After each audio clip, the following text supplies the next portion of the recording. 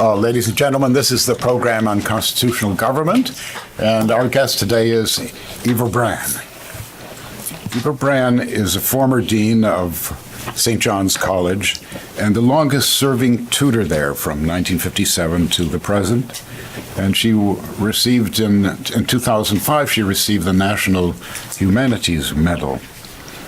I'm going to give you a little bit longer introduction than usual. And that's because what we have from Wikipedia is well said and helpful. She was born to a Jewish family in Berlin, immigrated to the United States in 1941, and received her BA from Brooklyn College and an MA in classics from Yale University and her Ph.D. in Archaeology from Yale in 1956. In her early years at St. John's, she was very close to Jacob Klein. And after Mr. Klein died, Eva Brann increasingly assumed his role as the defining figure of St. John's College, the St. John's program, and the continuing dialogue with the great books represented in the program. Let me now give you some extended notion of the writings of Eva Brann. Her writings, as well as her talks, are characterized by a beautiful combination of sobriety, depth, and sparkle. Her first book was Late Geometric and Proto-Attic Pottery from mid to late 7th century BC. That was 1962. Then she wrote a book, or part of a book, on Abraham Lincoln and the Gettysburg Address and American constitutionalism. She wrote Paradoxes of Education in a Republic. That was in 1979. She wrote a book on the imagination, the world of the imagination, in 1992. She contributed to a book on philosophical imagination and cultural memory. Then published a collected edition of her writings, The Past Present, in 1997. And then she took up the subject of time. What then is time, in 1999? Not what is time, but what then is time. It's a quotation from Augustine, yes. Yeah. And she also wrote a book, the next book was On the Ways of Naysaying. No, not, nothing, and non-being. That was in 2001. Then a book on Homer, Homeric Moments, clues to delight in reading the Odyssey and the Iliad.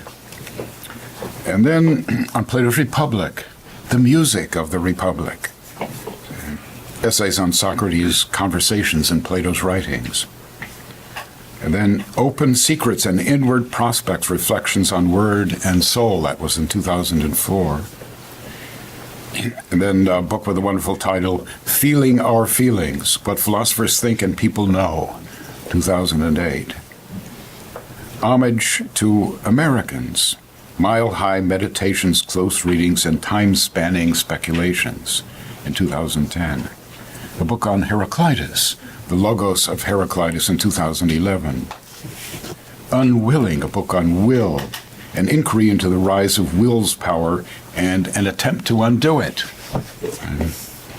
And most recently, Then and Now, The World's Center and the Soul's Domain. She's also done translations. She did a translation of Jacob Klein's indispensable book, Greek Mathematical Thought and the Origin of Algebra. And she's translated several Platonic dialogues, Plato's Sophist, the Phaedo, and the Statesman.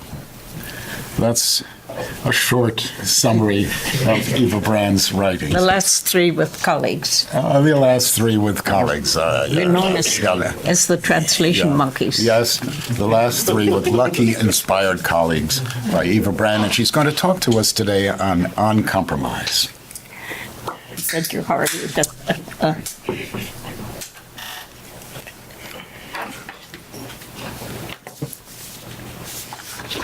Thank you very much. Oh, we were going to. You want to do the shift? That's all right. later? Yes, Yeah. I should have said that the question period will be managed by Anna Mansfield at the request of the speaker. So maybe we should move over the. Okay. Move over the So you go. microphones. Is it working? Okay. I'm not a great believer in philosophizing, by which I mean trying to get to the bottom of things concerning current affairs. That's because I think there has to be some calming distance and some extended thinking for unsettling events to reveal their stable shape. So I'd like you to take me at my word when I say that my topic, compromise, is only coincidentally relevant to contemporary conditions of our civil life, of our civic life, which is generally agreed to have lost the will and the art necessary for compromise. Compromise, as a term of speech and as a mode of conduct, has long interested me. I ask myself, is compromise an act of prudence and so a virtue, or a decision of the will and so a trait of temperament? Does its framing require far-seeing wisdom or tricky calculation? Is it the condition for prosperous life or the diagnostic of corrupt morality? Are these the right terms to ask about? Well, the last either-or question is certainly suggestive.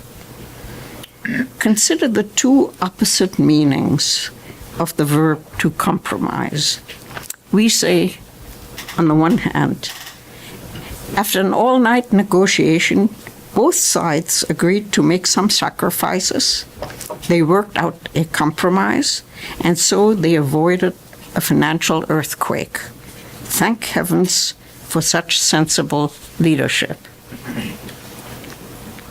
But we also say he engaged in money laundering and other illegal practices and totally compromised himself and all the companies in which he had a stake. Lock him up. Or on a smaller, more personal scale, we think, I told a real whopper, but it was a white lie to save feelings and family peace.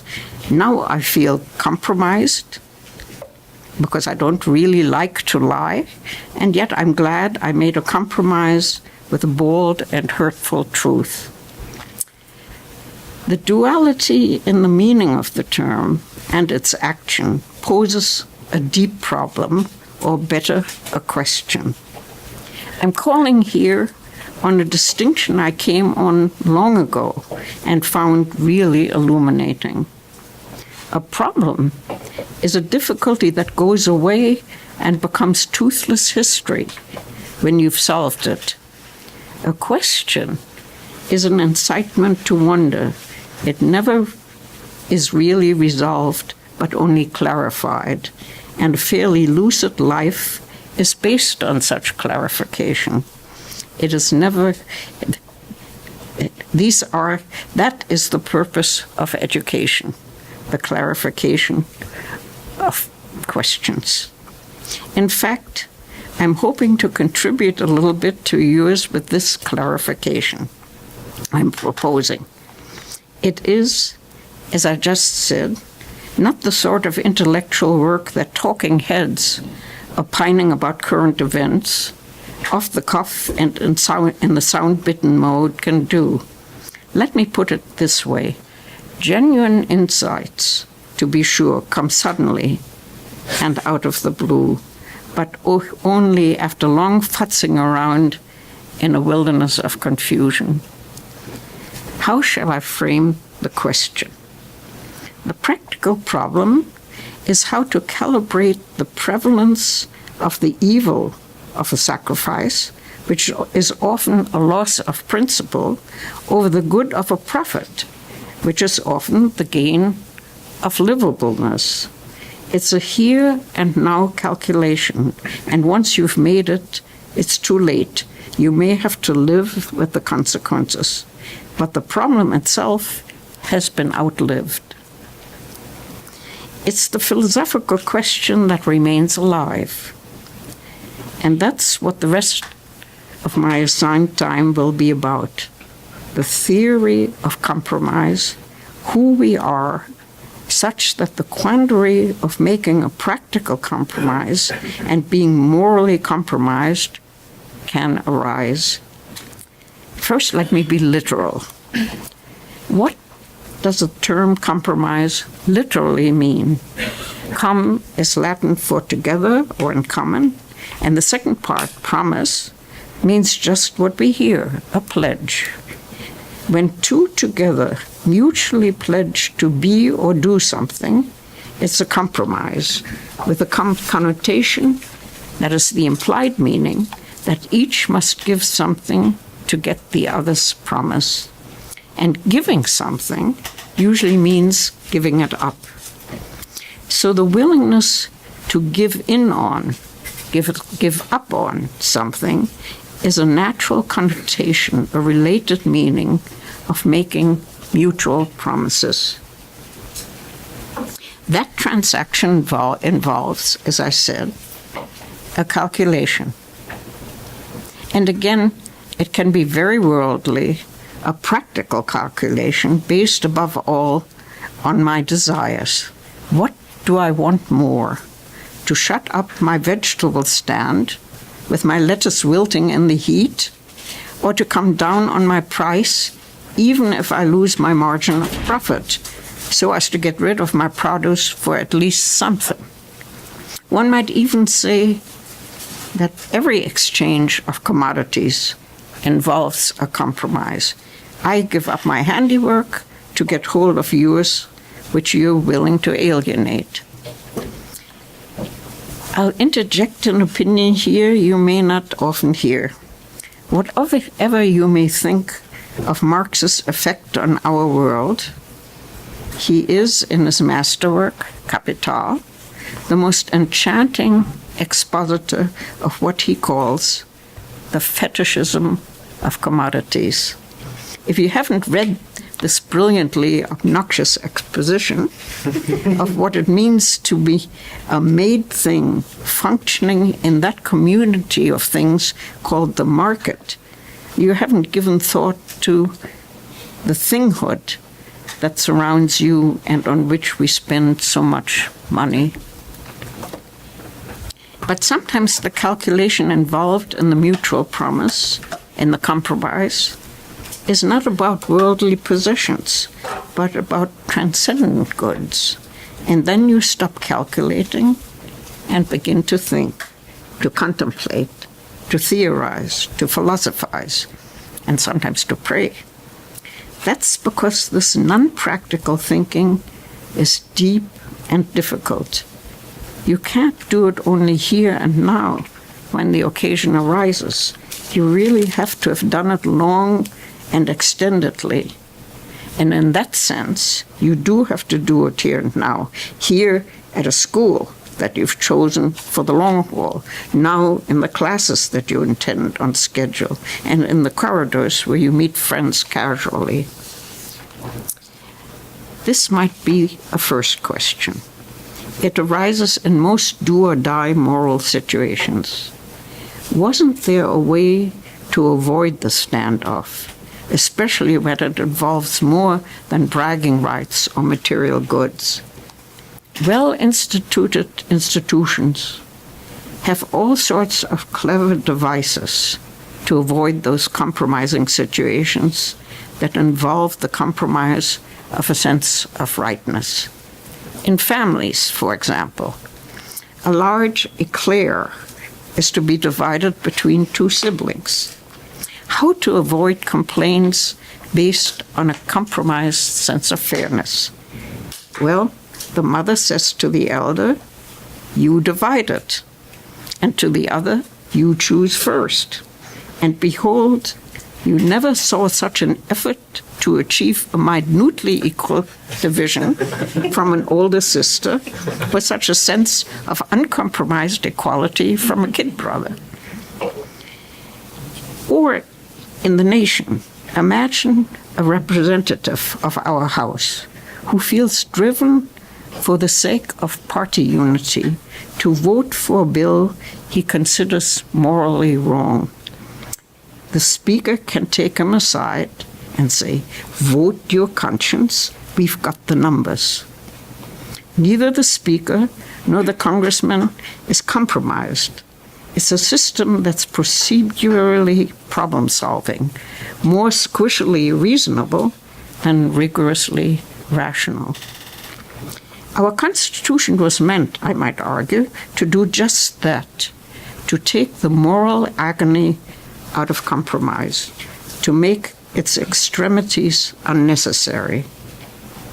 Its classical defense, the Federalist, which functions in the realm firmly fixed in the middle of down and dirty politicking and high and pure political theorizing, is, to my mind, simply the greatest text on defanged compromise. Compromise freed from moral principle.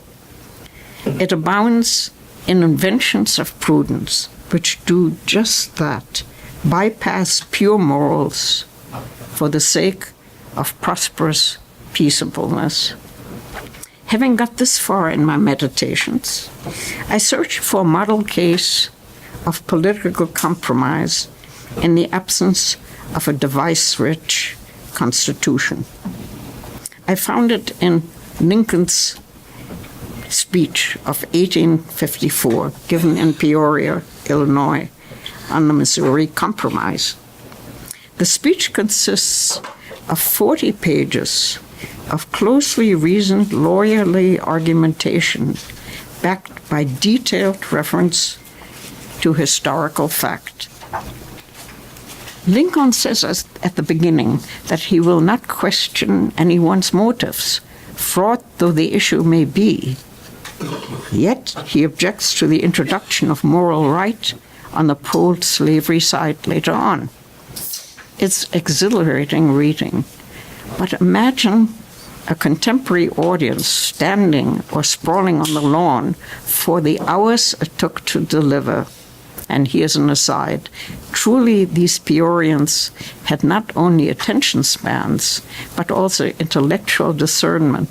No orator dares to impute to us nowadays.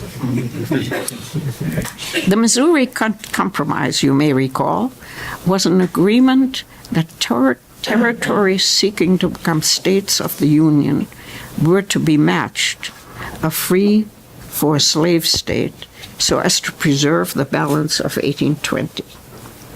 Its repeal induced a crisis, and Lincoln argues for its restoration. But although he himself explicitly finds slavery morally repugnant, he sticks with a morally neutral, prudential argument.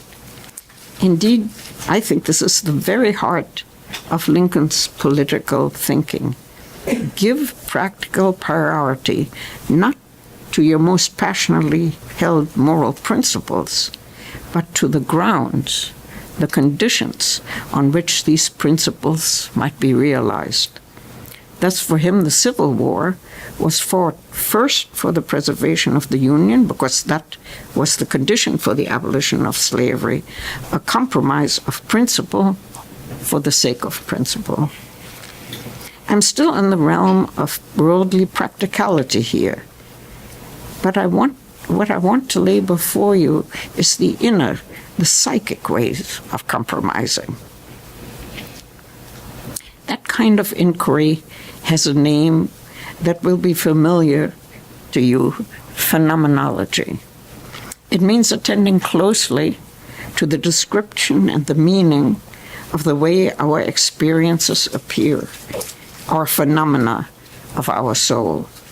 Look within yourself and ask, what happens when I engage attentively in the mutual promise that is a compromise of the sort which involves more than material tit for tat? Let me take a minute to introduce a helpful distinction. I've used the word principle a number of times. I'll give you a formula. It doesn't always work, but it has much clarifying force. Some people live by explicitly formulated rules. The most famous 10, formulated in Exodus and Deuteronomy of the Bible, are mostly prohibitions. Thou shalt not. Or a company commands its workforce, don't be evil. A formula, I'll say, whose moral matter is clearly zilch. But the rule can be a positive principle. Do unto others as you would have them do unto you. This one isn't so different from the éclair principle. It's a practical mutuality. One name among philosophers stands out for devising a sort of hyper-principle, the notorious categorical imperative, the absolute commandment that tells you how to frame moral principles for yourself.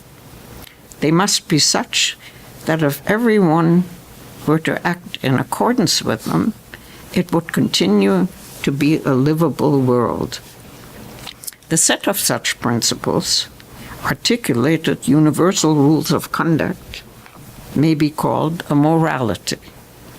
Its enforcer is the will, a rational capacity that understands the content of commands. There is an alternative conception, which goes by the name of ethics rather than morality. Instead of principles, it follows the desire for certain elevated goods, and its directors are the virtues, individual traits of character. It seems fair to say that those who betray their goods, that is, who betray their ethics, feel ashamed, while those who breach their principles feel self-compromised. I think these two reactions, being ashamed and being compromised, have a different feel, so to speak. Shame colors our whole inner being and then appears externally as a facial flush. It feels like a taint on our essence.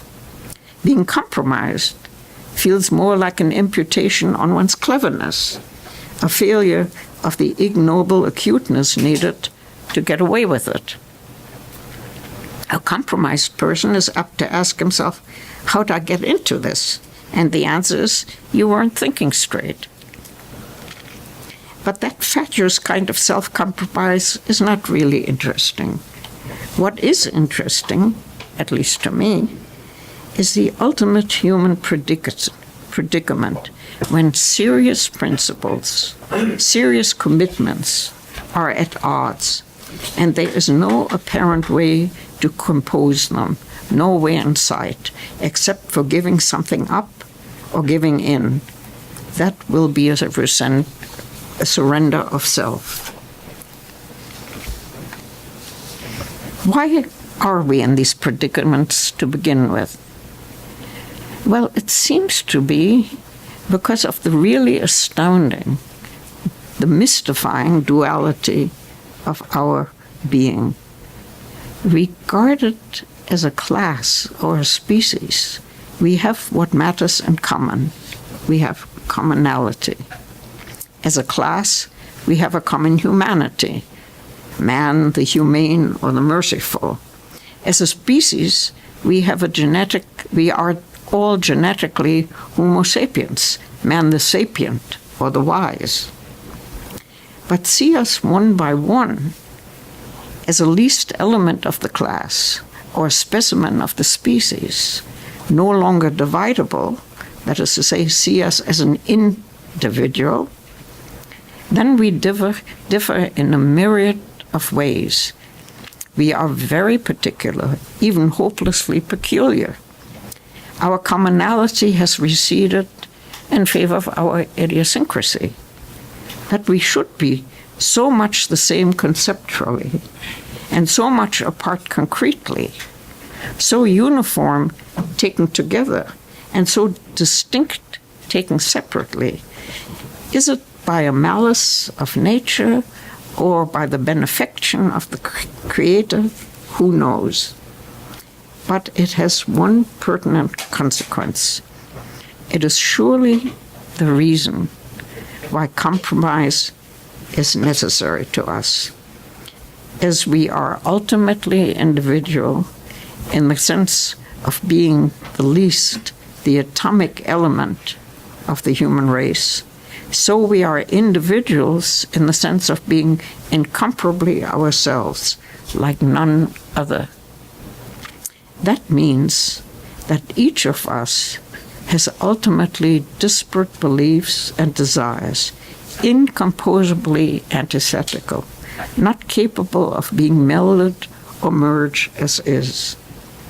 For some beliefs seem by their very essence absolute, be they faithful or damnable, and some desires are by their very nature insuppressible, be they satisfiable or ravaging.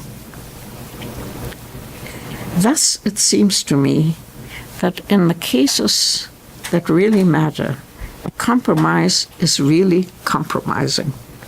One might consequently claim that in countries like the United States, where religions by and large coexist peacefully, it's because their adherents care, when push comes to shove, more for peace and prosperity than they do for doctrine and orthodoxy. That's clearly thought-provoking. Or maybe we are so made as to have another way to let others be, besides flabby concession.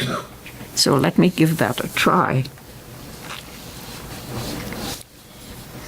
In the last half-century, we've all heard a lot of criticism of individualism as the cause of lonely selfishness. It comes largely from the social philosophers of continental Europe and is aped by our intellectuals. I'm beginning to think about this topic. I was beginning to think about this topic during Hurricane Harvey, while the flood waters are rising in Corpus Christi, Texas, and people in a pinch are proving the attribution to Americans of social atomicism and psychic selfishness spectacularly wrong. So I'm encouraged to try laying out a vision of sound individualism that makes compromise possible. You've all heard of a description of such individualism by Tocqueville in his Democracy in America. He says that it's self-interest rightly understood, that is, intelligent selfishness, the sort that foresees long-term and so forestalls unintended consequences. It is the aptest imaginable description of sound worldly self-regard, but it probably falls short when the needs of the soul are taken into account.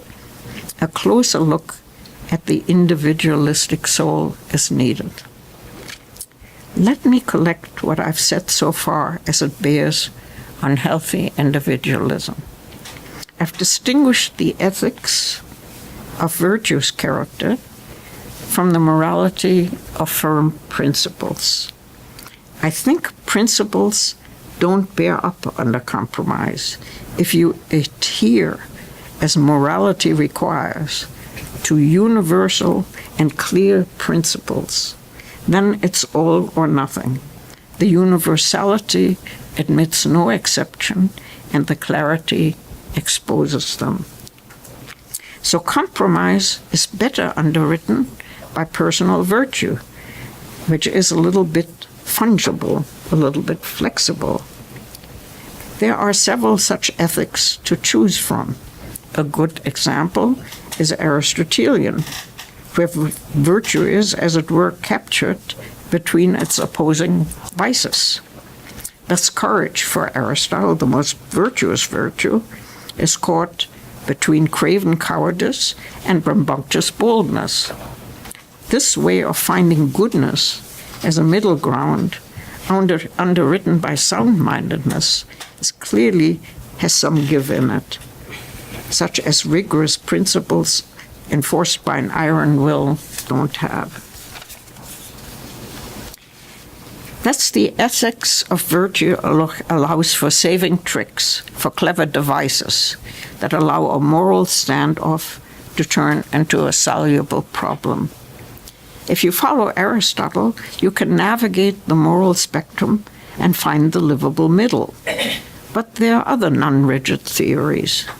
One way to put this view of human well-doing is that it relies on prudence, on virtue of looking around, that is, on circumspection, and of looking ahead, that is, on prudence.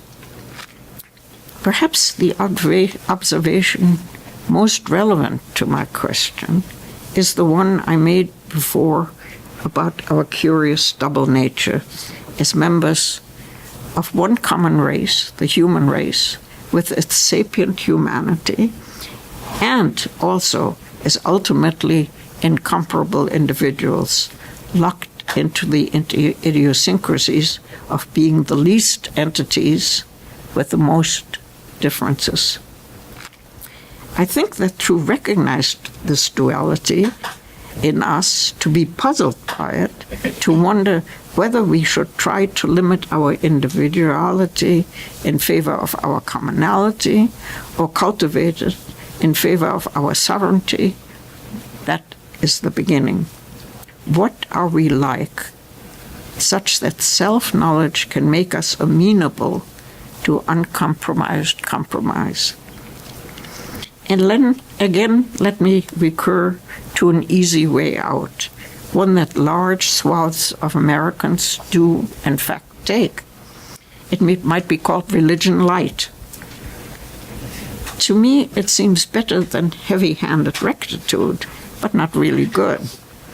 It depends on intellectual vagueness and emotional woolliness.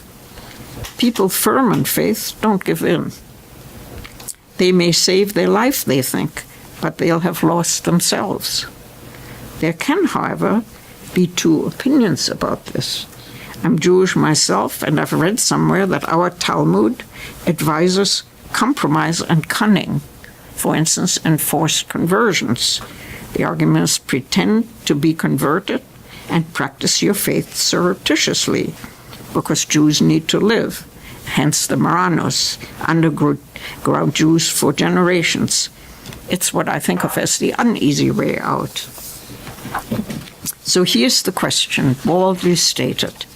What are the capabilities of our souls given to each of us by nature and realized by our efforts that make it possible to live with each other as equally self-interested individuals?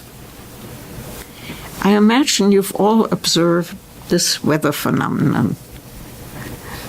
The wind is making withy branches of willows stream in one direction, while the clouds high above are chasing across the sky in another.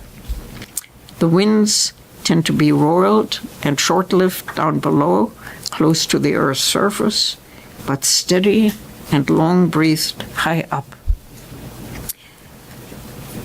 Aren't you aware of similar phenomena within your consciousness? Except that it's inverted. There's the surface turmoil close to the top of your consciousness that dies down before long, but there are also deep streams of calm but enduring awareness way deep down in your being. The most emotionally significant example that I can think of is being in love, a surface phenomenon which can be both tempestuous and short-lived, versus love, a deep experience which is even-tempered and for good. So I'm implying that our psychic motions have something in common with our terrestrial weather. Different levels, differently directed, with different tempos. The soul has been figured in multifarious ways. For example, by Plato, as a chariot that is drawn by a wild and a mild horse, which stand for recalcitrant passion and persuadable reasonableness, respectively. Or by Freud, as a depth topography of different degrees of consciousness, from perception up front, through recallable memory, namely the preconscious, down to an inaccessible hell of turmoil, the unconscious, that only an expert, that is a psychoanalyst, can approach. Or by cognitive scientists who debate whether our mind is modular and has specific capacities for specific activities, or whether mentation is always global so that the whole mind is involved. So now I owe you a bit of phenomenology, an account of our inner appearances that I think I've observed. It seems to me that we do stream our inner experience on different levels both of closeness to consciousness and of gravity in our life. Close to personal awareness, we're sometimes rather excitedly, but really lightly, even shallowly engaged.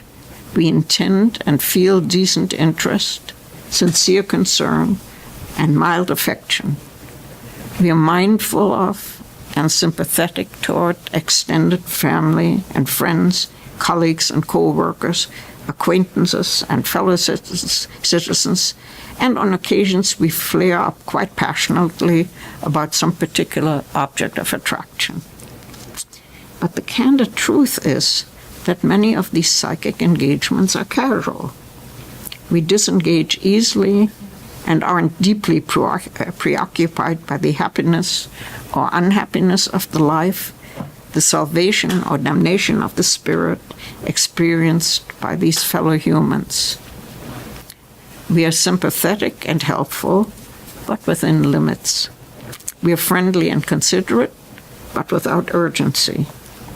This lightness of touch, which expresses, to be sure, shallowness of engagement, also betokens a readiness to respect others' antithetical individuality by not being intrusively involved. Put it this way, we are morally compromised from the get-go by our all too muted care, but we are also socially vindicated by our leave people be tolerance. It is the stream in which compromise wafts by smoothly and is not very compromising. The thing is to know it, admit it, accept it. I think it is a very characteristically American way of being together. But then there's the deeper current that flows gravely rather than lightly, and where compromise is ineluctably compromising. The First Amendment of our Constitution, in guaranteeing our public psychic freedoms, protects us from the occasion for serious compromises, like forced conversions, ideological or religious. But it is in this deep stream of our private psychic life that compromise is devastatingly compromising. I think our multi-streamed soul gives us a chance to frame most compromises so that they float harmlessly on the surface, on the superficially roiled surface waters of normal life, where our flexible virtues and our goods-directed ethics are at home.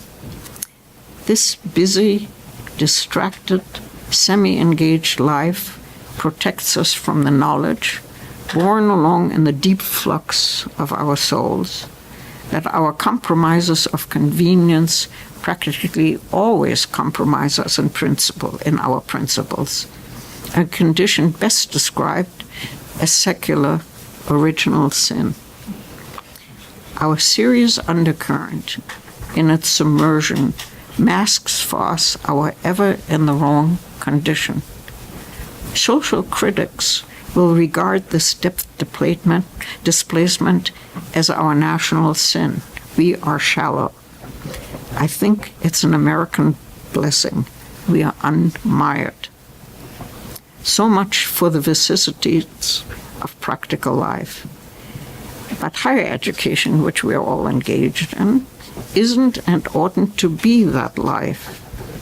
Now is the time to go deep, to think about such appositions as the two I've delineated, our human commonality and our ultimate singularity, our light living surface and our tenacious debts. And now, I think, is the time to descend, or maybe ascend, to those realms where the very compromises that make life livable leave the soul compromised. Thank you.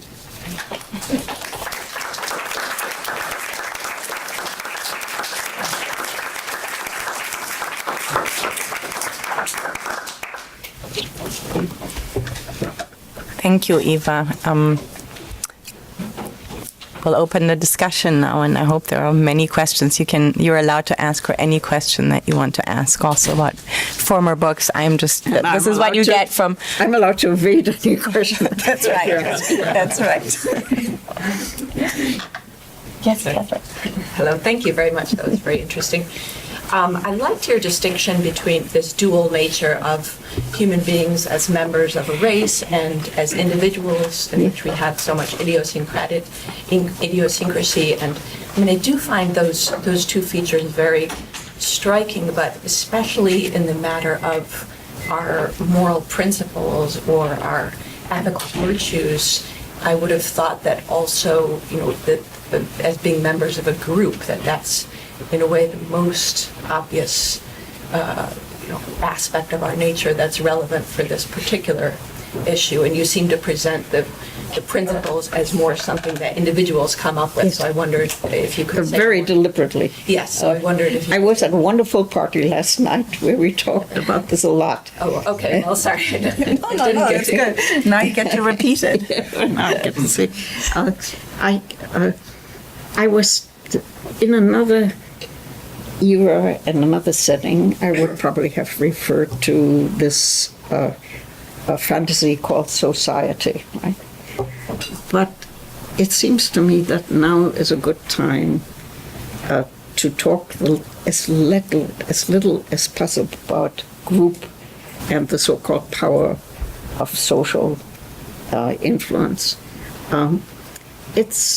To me, it's a question whether there's any reality in it.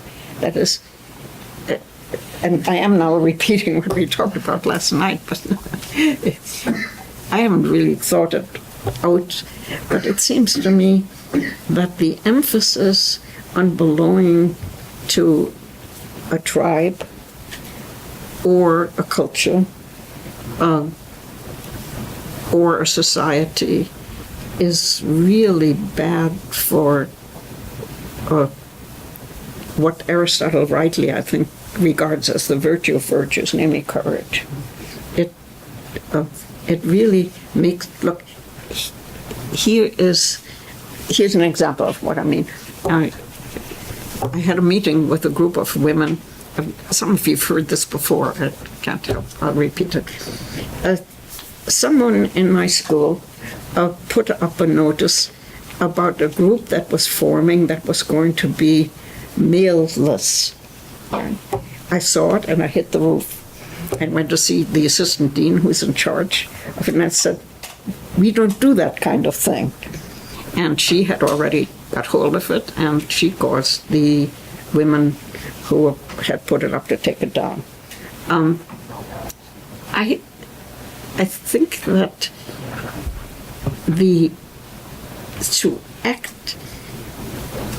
that's the wrong word, to regard yourself as a member of a group that has influence over you is simply bad for your character, because it has this bad moral characteristic.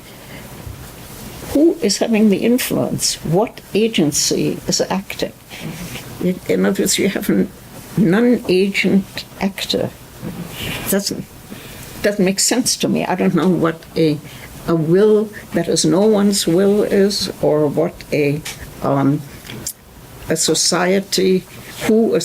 I've never seen a society who walk around. It doesn't talk to me. I don't know who they are, who it is. So I think it would be a good thing to induce in people some resistance to this groupthink stuff. And that's why I left it out. Okay. And I want to say that at some other time I might have wanted to include it if there wasn't enough attention to this kind of thing. But look, just to give you another example, our board, which gets itself excited from time to time and then pokes its finger into our program, which is never welcome. On the whole, they do us a lot of good, but not in this respect.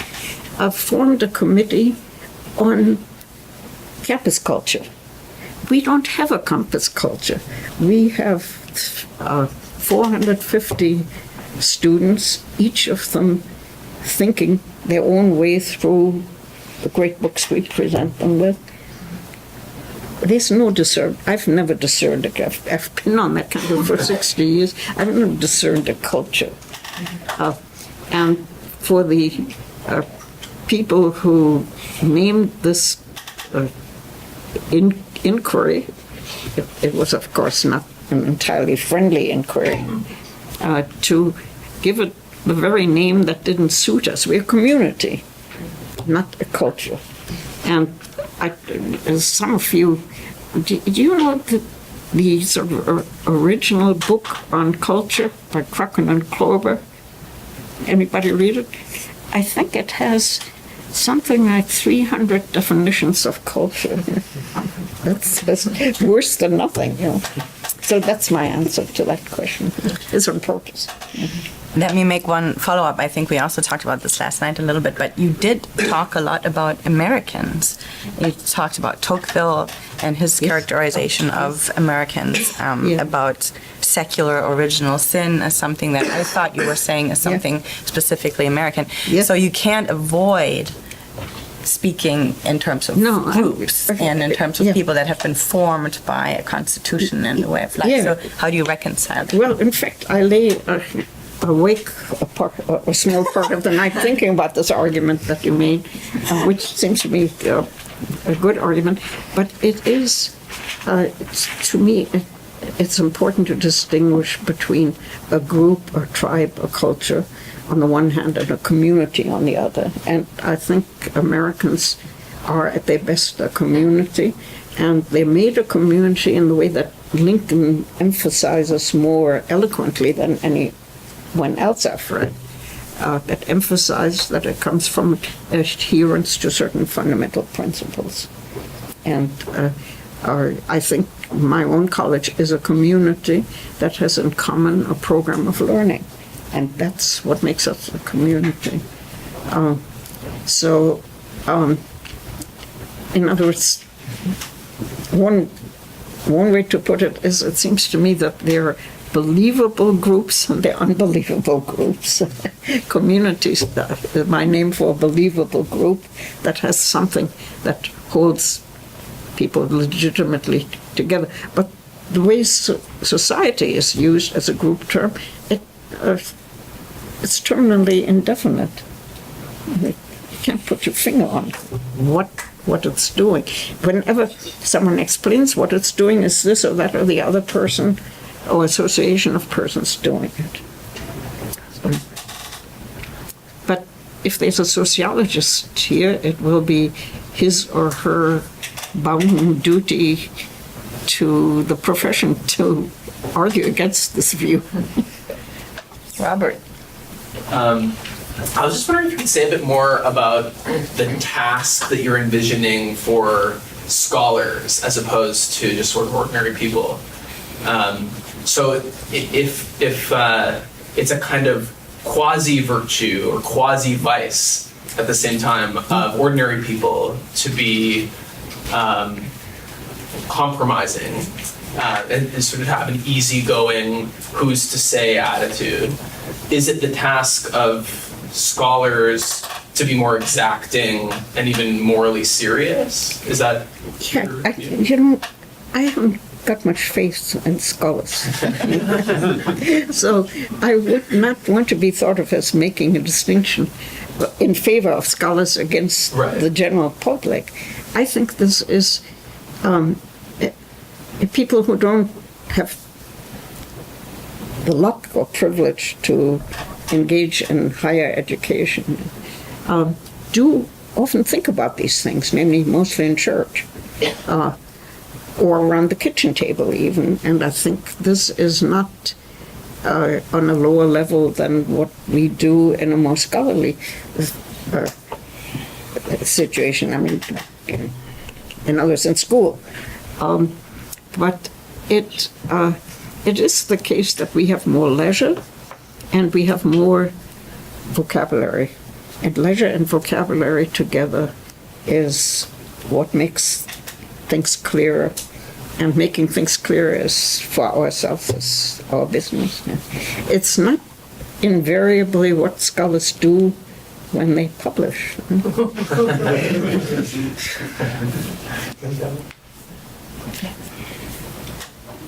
Is there any advantage to trying to sort out compromise in terms of the quality or nature of the injury events? Yeah, I think you're right. And there's some things where no compromise seems to me possible. We were, again, talking about this before, so I'm sort of repeating myself. But it seems to me, for instance, that with regard to what preoccupies campuses at the moment, at least ours and other small colleges that I know, namely sexual misbehavior, there are two that are beyond compromise, two issues: children and violence. But what's in between is capable of being treated with some compromise. But there are, I absolutely agree that the character of the transgression puts a limit to what I'm saying. And these are the two that I can think of. Any misconduct with children, the worst one can think of by way of punishment, and violence similarly. And for the time that I was dean at my school, it was simply, if it was violence and it was believable, the accusation was believable, sometimes actually admitted out. This was mostly students, just to expel them. And then, of course, the victim could go on to lodge complaints with the police. So you've asked exactly the question about that it has to be asked. Amy, you had a question? Yeah, it's related to that topic, actually. I'm interested in your statement about the fundamental duality of our nature. But there is this very practical duality that Plato mentions, actually two different dualities, young and old and male and female. And all of the major world religions address, especially male and female. The young and old people accept that parents will rule their children. But male and female is not a question of moral compromise, but of absolutely necessary practical compromise in every society. And I wonder what you think about the fact that all of the major religions teach men and women how to live out that compromise. But then you have the ideology, the American religion is the ideology of equality, which requires that we deny that any compromise is required. Yeah, the first, this isn't quite to your point, but the accusation toward the great Greek philosophers of being of putting women secondary is, I think, on the whole wrong. Aristotle says something about the relation of the sexes, which strikes me as absolutely wonderful. He says that gender is an essential accident. It sounds like a paradox, but like many paradoxes, when you think about it, it's both essential, that is to say, if there weren't men and women, there wouldn't be, probably, unless there was parthenogenesis. And those of you who've read The Republic know that that Socrates is clear about the fact that women receive the same education and do the same work as the men. It seems to me that we are on the right path. There's gender inequality, I think, is going to appear, to disappear pretty soon. And my own thought is that the great equalizer, I'm not a Second Amendment fiend. In fact, I couldn't care less, But it is the case that the handgun was the first great equalizer. You're a Hobbesian. You said you were modern. Well, it made every woman, every man's equal in force. Why are you shaking that? You were against violence. I'm against initial violence. I'm not against punitive violence. Yeah. I mean, if someone's violent toward you, you'd better be violent toward them, to protect yourself. So, but I think that generally speaking, it seems to me so obvious that equal work should get equal pay, that people should respect each other, that you shouldn't annoy people with your attentions. The trouble is, they're not so annoyed very often with those attentions. It's a difficulty. But if it's annoying, it should stop. That's all so obvious to me, and it will. I mean, we're on the way to it. Ed, go ahead. Dr. Brann, I was wondering about another aspect of your talk. I mean, what do you think about the idea that one of the merits of compromises is that they are durable, and maybe the reason they're durable is because of the other meaning of compromise, that once you've entered into a compromise, you've compromised yourself, and therefore you feel like it's human nature, you're going to defend what you did, and you're going to be more attached to what you did. And you give the example of Lincoln and the Missouri Compromise. I mean, the Missouri Compromise was something, as we look back on it, maybe a third grader would have come up with the idea, here's the line, and no states above here can be slave, and no states below here will be free, and one free, one slave, and yet it lasted so long until whenever it was, 1854. Well, I picked Lincoln because of the grandeur of his rhetoric, which I'm absolutely enchanted by. But at the very beginning, the notes on the Constitutional Convention, it's nothing but compromise. One compromise after the whole Constitution is a series of compromises, right? For instance, and the amendments too are compromises. Some people didn't like it, other people did like it. They sort of diddled with it and came up with something that everyone could agree to. That's what is meant by a compromise. I think we live under a system of compromises, and we should carry on in that spirit. And I don't know if that speaks to what you were talking about, but it goes back before Lincoln.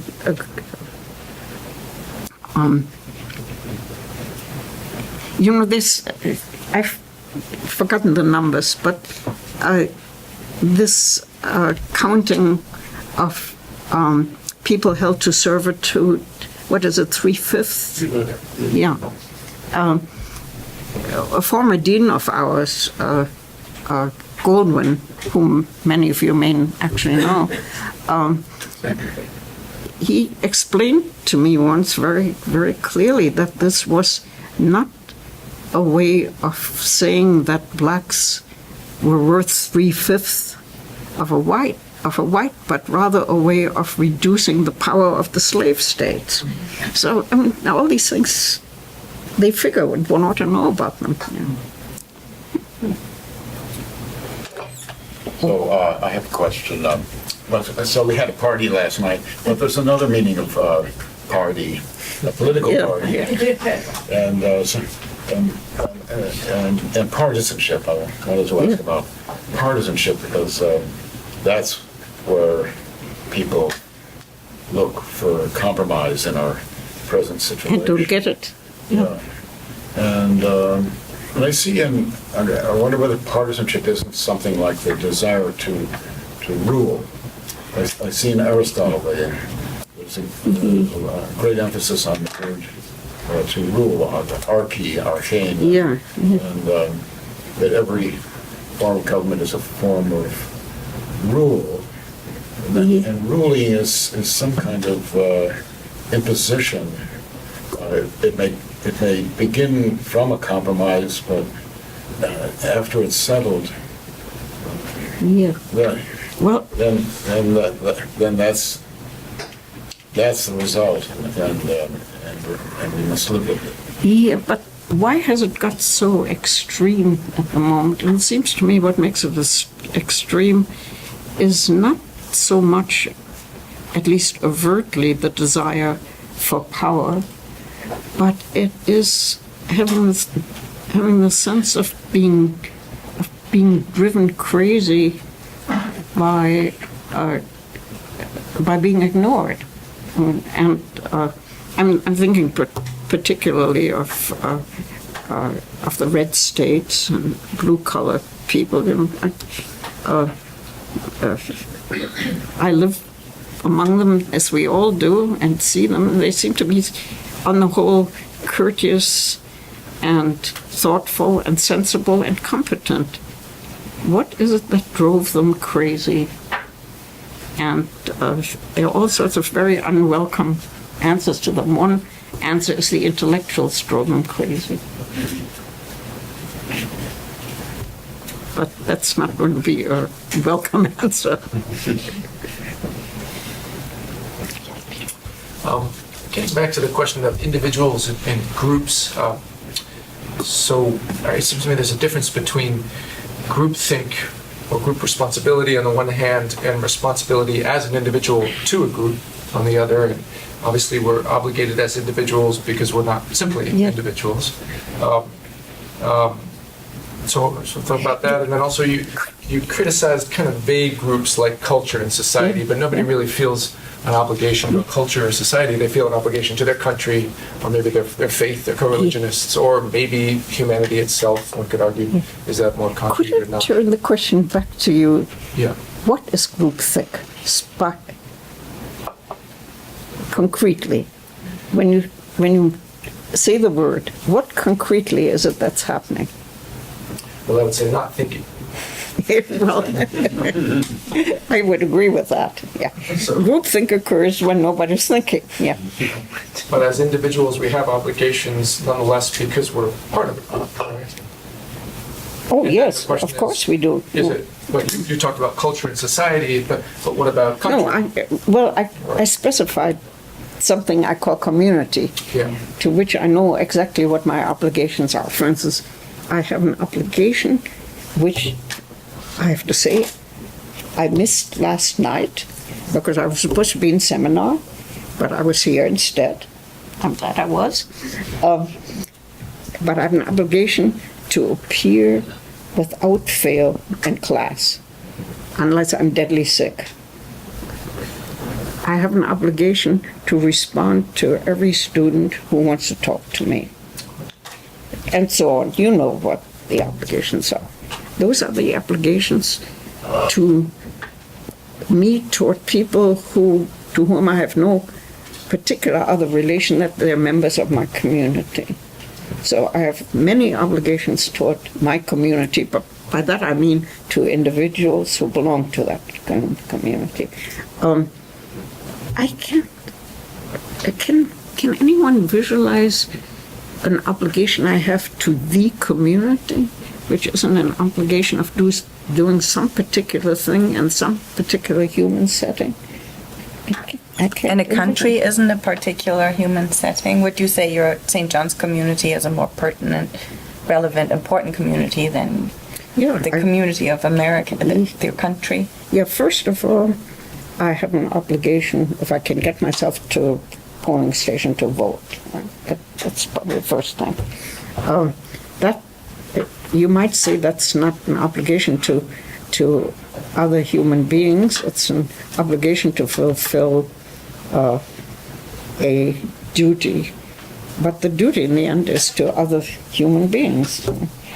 And I think everything that has to do with the way I speak about America to, say, friends from Europe, the way I hear what students have to say about it and question them, these are all ways of service to the country, and particularly being a teacher is as much a service to the country as to anything. But and you're right, it becomes a little vague. I mean, whom am I serving? Well, I'm not serving individuals, that's true, but I'm serving a notion and a constitution and a way of governing that was devised by individuals, so it's not far away from people. The founders play a large role in one's imagination, what one owes one's country. And I'm a particular admirer of Madison, who seems to me probably the most inspired political writer I've ever read. Dimitri, and President Vicky. Thank you for the talk. It's been very provocative.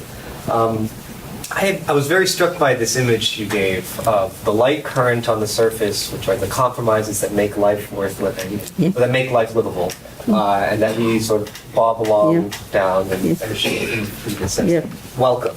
And then this deeper, graver undercurrent, which is uncompromised, and to which we don't want to casually descend because we'll be taken away quite dangerously. But somehow it's the role of the intellectual of some sort to peek down there to understand. It's really a commitment to the thought of original sin, but secular original sin. Right. Yeah. But so my question is, how stable should we think this balance is? So how stable is it for there to be this light current along which people float? You mean, is it eradicable? Is the difference eradicable? Well, it requires a kind of demoralization of political life to be able to inhabit this light zone. And it seems sometimes that attempts to demoralize life in that way end up producing the most explosive reactions. People demand ordinary people demand a real moral seriousness to life that perhaps can only be given by the Look, would it be a right interpretation of what you're asking? The question is, in what way do the deeper levels of commitment feed even the surface level? Or the surface level impinge on the deeper level? That's the question, yeah. Right. And I haven't worked that out. I mean, it's the next thing one ought to think about, I agree, yeah. I mean, it does, people propose problems the way you do, and then you think, I really have to go home and think about that, yeah. I don't think tonight, though. Vicky, John, and then Julia. Thank you very much for your talk. I enjoyed it very much. And Your discussion of toleration was very interesting to me, where you said there's two different ways of looking at it. You could say, if we're going to tolerate other religions in our society, perhaps we're putting peace and prosperity and material comforts ahead of that. Or there's another response, which is we care more about the individual and the freedom of the individual. And so there's something ennobling about that, and I found that really appealing and interesting about your talk, is that you're ennobling individuals and you're ennobling, I think, American society. But if you go back and read sort of the controversies regarding religious toleration, you'll see the people who opposed it spoke in terms of pollution, a lack of purity, and it was a real threat to the community. And there we get the old sort of distinction between faith on the one hand and philosophy on the other. And I don't think you necessarily say that, but you're talking about thinkers, and you're talking about individual American citizens being thinkers, people around the kitchen table. So the big critics of American liberalism right now, and for a very long time, is that liberalism doesn't have the ability to create, or the discipline to create, individuals who are worthy of their freedom. And obviously this is a problem that goes back to Plato and Book 8 of the Republic. So I'd like to hear how you respond to how is it that we can make individuals sort of worthy, free individuals worthy of their freedom. Well,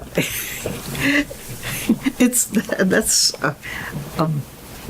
a huge matter, right? That's where this controversy and I comes down tell you, to. I feel a little bit robotic, because I've got one answer, and I really believe it. It's got to do with education. Right? It seems to me that, and I don't mean necessarily advanced learning.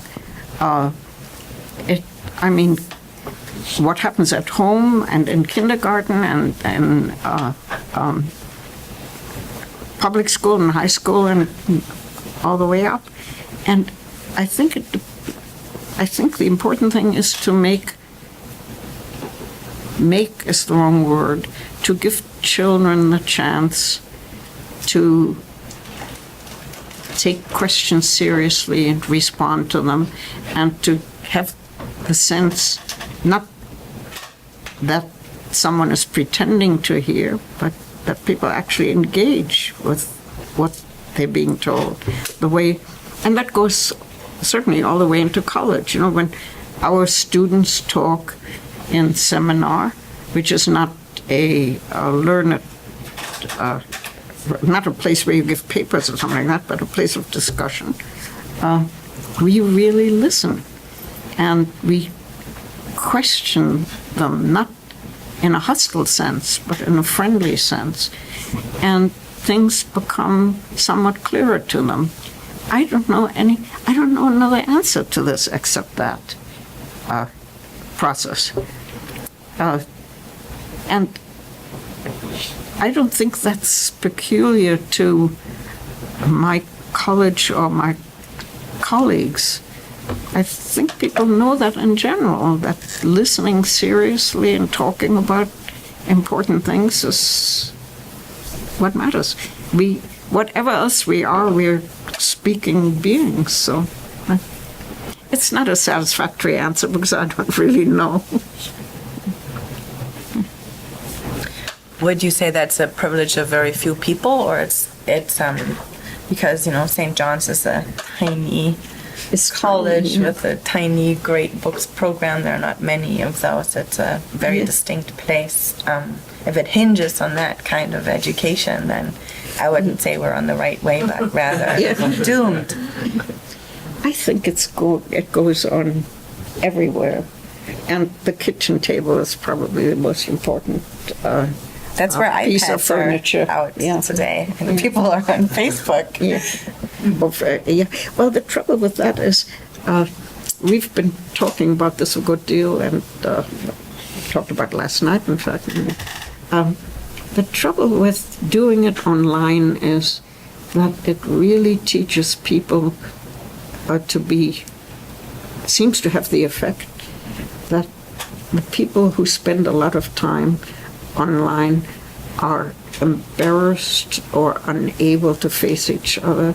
And we see this in our students. It's absolutely noticeable that my co-leader, we always have two people in the seminar, and I have agreed that if we handed out iPhones and let them text each other, it would be a very lively affair. And as it is, there's a lot of evasion which comes from not knowing how to look at each other, from being worried about offending each other. It's easy to offend people if you're sending it into an unknown crowd. You don't know who's seeing it, but he is a real person, and now you have to say something to them, and this turns out to be very difficult for this generation.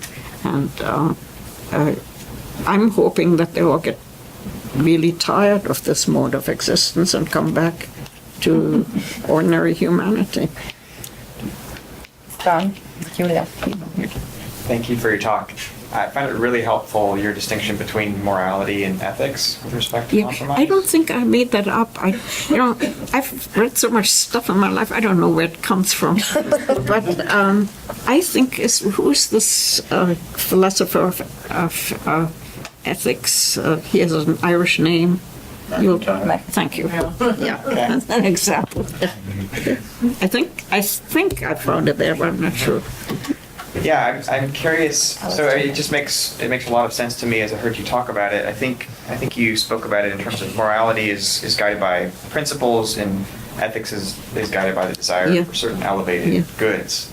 And so my mind went right to sort of this sort of traditional contrast of Kant and Aristotle, and the classic Kant example, one that people use in teaching Kant of the Germans hiding Jews, and the SS comes in, and then we have this kind of insanity of no compromise. And then, so then I wanted to probe a little bit more the Aristotelian or virtue ethics side of things, which is, am I understanding this correctly, that this allows for more compromise because the means are more negotiable and the ends are more ideals that are extremely hard to get, so we're going towards courage, prudence, wisdom, whereas the Kantian morality is sort of putting this maximal importance on every single act. Yeah, because a principle can't be breached. That's a no-no. And for instance, the good example in Kant is his absolutely, lying is simply not allowed. And I've forgotten where this comes from. It doesn't come from either of the critiques, but some other work, where he really says that if the police is looking for a fugitive in your house, even if you think that the police is in the wrong and the fugitive is right, you have to turn them over. You can't tell a lie. You cannot tell a lie, because when you tell a lie, you're breaching the most universal principle in the world, which is that speech has to be trusted. So I think principles are rigid, but virtues are not that rigid. You can fudge, and that helps. I want to say one more thing, if I may, to you, because I was so unsatisfactory about it. I think that everybody who has got energy and goodwill should start a school. That's my practical solution. Where does the money come from? I heard St. John's isn't so. It doesn't have so First much. you do it, and then you find the money. That's how we work. Ever practical Eva Brann. Julia. Yeah, thank you. My question was on a similar topic. So if I understood you correctly, the virtue of your account is that you want to say that basically there are two layers to the human soul, and one layer corresponds to Kantian morality of principles, absolute principles, and then there's this other layer which is more Aristotelian. Yeah. My question is again about the relation between the two, and I was wondering whether you ultimately recommending some kind of compromise between the two layers. But if so, if that's the idea, then you might say from the very start the whole idea of absolute principle is being undermined, because then the idea would be that, well, at sometimes you have to suspend your absolute principles, then you can compromise. But of course that, as you pointed out, that undermines the very idea of absolute principles. So my question is about, I mean, do you think that this is an ongoing conflict between these two layers? Or can we reach it? Yeah, that's the really difficult question. But I have a kind of model. My oldest friend, whom I've known since I was 14, she had 2 sons, and she once said to me that I have only one function in life, which is to say no. That struck me as right. And I think that once beginning to think about the relation of these 2 discernible levels, what the lower level does is to send up a message. Too much. Can't do that. In other words, that part of our conscience which consists of saying no to some enterprise, what Socrates calls his daimon. He's got an inner force which is actually his, in our terms, his conscience, which does nothing but prevent him from certain actions. And it seems to me that there may be other ways to think about that relations, but that's certainly one clear relation from the deeper levels of what's thinking to the more passionate surface ones, is that something tells you, I've gone this far, but I've got to stop here. I can't give in anymore, because then something is going to be broken. So that seems to me a first approach to the relation. And this needs to be worked out, but I think one could. Yeah. What informs this lower level? Where's it come from? Yeah. Yeah. What's in there? How does it get in there? And I don't know. I don't know. It could be. I mean, it depends on where we really come from. It could be by nature. It could be by divine benevolence. It could be by very early education. It's something really primary, but whether it's temporally primary or ontologically primary, I don't know. But you're not saying the education that you seek to provide doesn't inform and percolate No, I that think it deeply, clarifies it and brings it out. In other words, I don't think you can tell people things, right? Or you can only tell people things they already know in that sense, in that deep sense, or they can't respond to you. Even when you hear something new, you say to yourself, on the one hand, this is interesting, I haven't thought of it before. And on the other hand, you say to yourself, I always knew that. Why hadn't I thought of it before? So I would say that it's not an influx. But where that leaves it, I don't know. The old notion of the soul was that it had an outward openness to experience in the sensual world, and that it had a backward opening or influx to the realm of ideas or something like that. Well, that's a simile. I don't know if similes are explanations. Yeah. But they're satisfying, you know. You've heard a good metaphor, do you think you know something? Thank you for this thought-provoking talk. I wanted to follow up on something you said about the way that we communicate online and with smartphone. Yeah, don't say we, I don't. You have a smartphone. It doesn't do email. But anyhow, That sounds very healthy. I've heard tell, so I know the But terminology. you're conversant with the students Of and course, how yeah. they communicate. And perhaps to connect this to Harvey's question about partisanship and even Yes. rancor in our parties. Yeah. I could add to that the problem of demagogy in our parties. Something that I observed about 15 years ago in the business world with colleagues who were senior to me and then younger people who had been using email for at least their high school and college years, that the subject of whether to address a problem by email or that era's version of texting online, as opposed to a telephone call or an in-person meeting. The people senior to me and wise, in my view, were very much in favor of in-person meetings.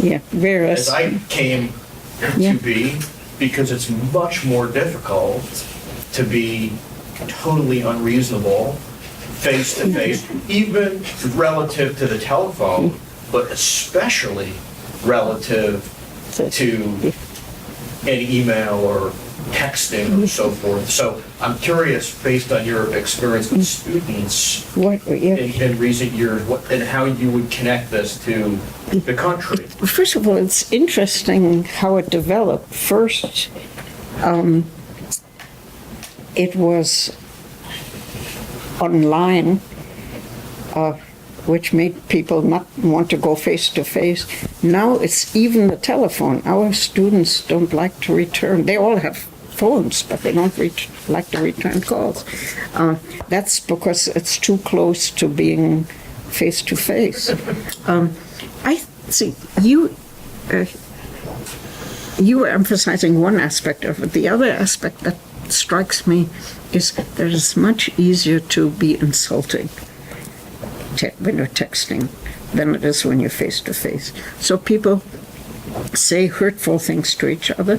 And the other thing is, I've read there are a number of really interesting books about this. I've forgotten the name, mostly fairly recent books about. One's called The Shallows, and then that's an older book, but then one about the influence of the online life on adolescents. And it turns out that people become terribly anxious if they're not responded to immediately, so that everyone is always in a position of obligation that they're not following. You have a message from someone, they want to hear immediately, you know that you're hurting them by not doing it, but there are other things you want to do. So it leads to a lot of anxiety. And the online life turns out to be very uneasy. And that's not good for people, right? To live both in a world that has no actual human beings and in a world that makes you nervous, and in a world that subjects you to sudden flare-ups, sudden attacks. So there's something about this that is simply bad for people. I think everyone is going to come back to their senses and use it for what it's good for. Like my friend Barry, he's got a problem with a lemma and some proposition he's working on. He can email someone in Tokyo who will solve it for him, right? You told me story. That's great. I mean, good. And people will begin to use it that way, where it's appropriate. Now it's a kind of craze. People have gone a little crazy. Do you think it's sensible to connect the problem as you're describing it among, for example, students with a problem of an increased appetite for demagogy. Yeah, it's connectable, and the question of partisanship that Harvey raised is involved. Namely, it makes it easier to. It's not expansive. For one thing, the people who are engaged on Twitter and the like, they're confining themselves to a number of digits. That's not enough to say anything worth hearing. So everything's got to be very simple. And so I imagine that part of the reason why people are so intensely partisan is because it's a simplified way of being. I think it'll all pass. I would. You're such an optimist. Paul and then Kaisho. Yeah. Thank you very much for a lovely talk, and also a very passionate defense of America. And I just wanted to add... I'm a refugee, I'm allowed. I think this fits with the general thrust of what you're saying about America, but you could say America is, from its founding, the attempt to move between compromise and principle. Principle we have in the Declaration of Independence, and then, well, how are we going to realize this? We're going to realize it through a document that, as you said, is nothing but compromise.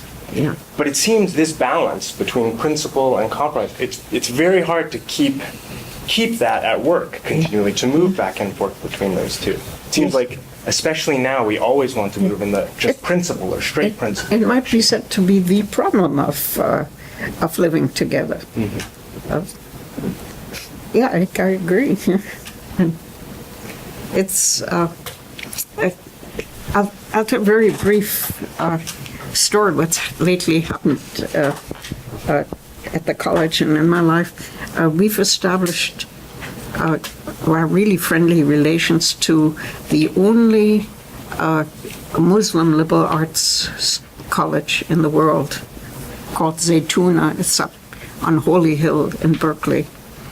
And we're planning to have a consortium with them. And one of the things we want to do is to have colloquia.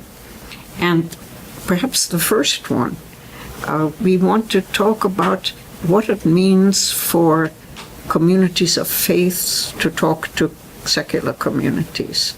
That is, how people who think they know what's what talk to people who think they don't know what's what, and the converse.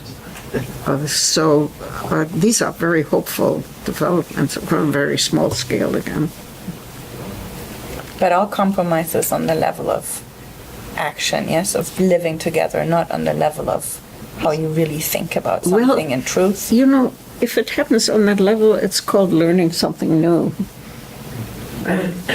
That's what you would call a compromise. Learning is always compromising your old position. Your old position is amended or in some way overthrown. No, I think there can be changes in one's fundamental way of being, but that takes time and is painful and slow. Ought to be that way, I think. Dr. Brann, in your talk, you have talked about compromise in daily life regarding human conduct. But I think there's also the question of compromise in pure philosophy.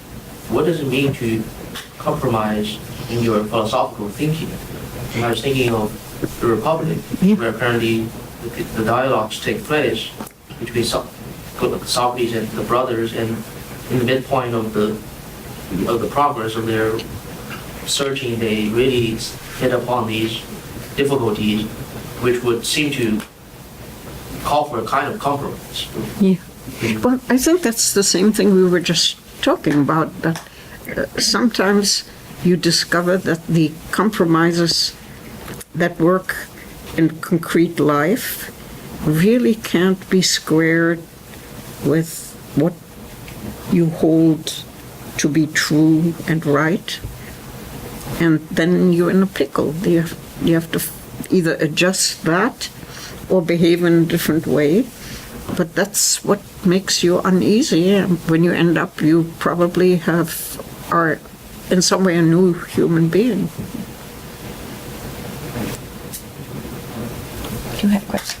I think the point may have been covered on the Muslim, but the thing that strikes me in compromise is the element of friendship. And I'm thinking in the political realm of Ted Kennedy and Orrin Hatch. And you had one a very liberal Democrat, very conservative Republican, but they were very good friends. And as a result, they were able to come together and to craft legislation which most people in both parties were not happy with, but nevertheless it had been a deal that they had been reached. So I think that, and I think we're lacking a lot of friendship today, and at least in the legislative realm. But anyway, it seems to me, I think it kind of goes to your point in your Muslim. I would agree that the ability to like each other, even in the face of deep differences, is an important aspect of being able to compromise, or at least it makes compromise much easier. And that means, among other things, on occasion to feel a certain admiration for a crook. Who's your favorite compromised cookie person in the vast literature that you've taught? In literature, Yeah. it's easy. It's Gatsby. Can you Who is a explain? great love of mine. Oh, Jay Gatsby. Incidentally, I discovered that the name he gave himself is as like the Greek ending eides means son of, and Gat is a gun, so he's a son of a gun. And that's his self-assumed name. And he is a crook. He's selling liquor on a large scale and doing other illegal things. But he's absolutely magnificent and lovable. And to me, the book, how many of you know The Great Gatsby? Yeah, it's a wonderful, it's actually a wonderful book. And to me, the book is about a man who loves a woman who's simply not up to him in stature. I mean, Daisy Fay is a small scale, like a daisy, Daisy's a nice flower, but not a particularly wonderful flower. And she's not up to the grandness of his conception, which, among other things, involves the ability to recover the past. And he's absolutely convinced he wants to return to an early stage in their love life. And I think his cousin Nick says to him, but you can't recover the past. And he says, wide-eyed, he says, of course you can. That is having a large soul. And if Daisy were not Daisy, but say camellia or orchid, they probably could. Okay, herewith I hand the last word over to my husband, who is good at closing these sessions, because we're at the end. We have to finish. I can see who's going to moderate our discussions from now. So thanks so much for everything. It was a pleasure. Thank you all for coming. And this is Good Friday, right? It's remarkable. Yeah. This is a compromise of showing up here on Friday. We've enjoyed a powerful presence. Thank you very much.